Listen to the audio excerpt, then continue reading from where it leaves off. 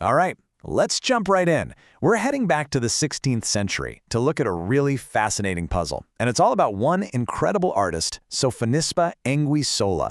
I mean, this woman was a star. She was famous, critics loved her, she even got an invite to the Spanish court. But the way people praised her was weird. They called her work a miracle. So what's going on there?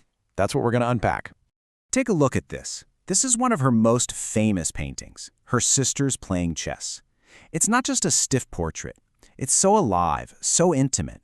And when the biggest art critic of the time, Giorgio Vasari, saw this thing in person, he was just completely floored.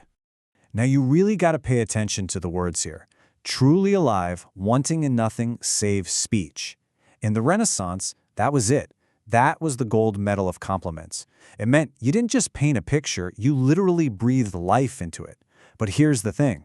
That kind of praise was pretty much only ever given to the male masters, guys like Titian. And that gets us to the big mystery, right?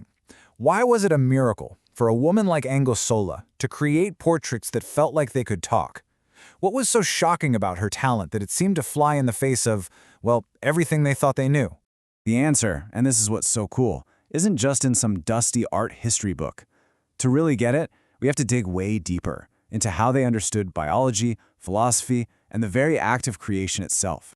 So you have to understand the entire worldview back then was built on ancient ideas, and a huge one was Aristotle's theory of causation. This wasn't some niche theory, this was the science. It was the accepted rulebook for how life itself was made. So here's how Aristotle broke it down. In procreation, there were two totally different jobs. The male, he provided the active, life-giving spark, the form, the soul. He was the creator. The female, well, she provided the passive matter. She was basically the vessel, the raw material that received that spark, but didn't actually generate it. And here is the absolute key to this whole thing. People in the Renaissance saw the act of creating art as being exactly the same as this biological process. Making a painting was like making a baby. And you can probably see where this is going, right? This idea created a massive problem, a huge paradox for any woman who wanted to be an artist. If art works just like biology, then a woman artist was basically a walking contradiction. Okay, let's really spell it out. The soul of any artwork was something called disegno. That's the concept, the brilliant idea that sparks in the artist's mind. Vasari even calls disegno the father of the arts. So the artist, the man, was the father who stamped his idea onto passive stuff like paint or marble. This made a woman artist a logical impossibility. It just didn't compute. How could the matter also be the form? How could the clay also be the sculptor? And this brings us back to that kind of weird comment from Vasari. At first glance, it sounds like he's saying, hey, women make actual living people, so of course they can paint them. But if you dig a little deeper, there's a catch. This was the real question lurking underneath.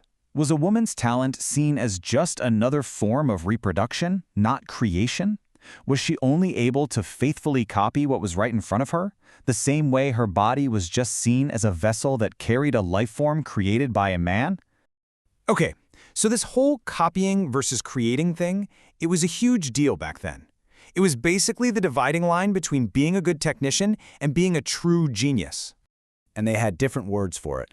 On one hand, you had ritrare. That meant to copy something exactly as you see it. It's a technical skill for sure. But then there was imitare, and that was a whole other level. That was about inventing, about creating something that captured the inner life, the soul of the subject. That was true creative power. And this is where you really see the double standard in action. Other talented women artists at the time, they got praise, but it was always for their skill in ritrare. They were famous for making amazing copies of paintings made by men. See how that fits perfectly into their worldview? The woman as a skilled reproducer of a man's idea. But this is where Sofonisba Anguissola just shatters the whole system. She wasn't getting praise for just copying, she was being praised for creating life. And the proof of her genius? It came from a challenge thrown down by the greatest artist of the age. Look at this drawing. It might not seem like much at first, but this little drawing, this changed everything. This is the piece that made none other than Michelangelo himself sit up and take notice. So the story goes like this. Michelangelo sees one of her drawings of a smiling girl, and he's impressed. But then he gives her a test. He challenges her to draw a crying boy, which was seen as way harder because it's a much more complex emotion to capture. And her response was this little masterpiece. And this part is so important. The guy who saw this drawing didn't just say, "Hey, nice drawing." He used one specific, game-changing word to describe it. He praised it for its considerable invention, invenzione. Do you see the difference? She didn't just find a random kid who was crying and draw him. No, she invented a story. She created a reason for him to be crying, this moment of shock and pain from a crayfish bite. That act of invention, that invenzione, that's what made her a true creator, not just a copyist. That was imitate. So now, with all of that in mind, let's go back to that chess painting and look at it again. It hits different now, doesn't it? This is the invenzione that blew Vasari's mind. This isn't just 4 separate portraits stuck together on a canvas. It's a living, breathing story. It's a complex scene of action and reaction. Each sister has her own unique personality that you can see in her face, in her posture. This is why her paintings felt like they were alive, because she captured the life inside their minds. So by mastering invenzione, Sofonisba Anguissola did something that her culture truly believed was impossible. She wasn't just making pretty pictures. She was claiming a power, the power of creation, that her entire world said a woman simply could not have. And that is why they called her a miracle. It wasn't just some fluffy compliment. It was their way of saying, this shouldn't be possible, according to everything we believe, but here it is. She was the living, breathing proof that the rules they had built their world on could be broken. And her story kind of makes you wonder, doesn't it? If genius has always been defined by this one narrow standard, how often, even today, do we completely miss it just because it shows up in a person or in a way we weren't expecting?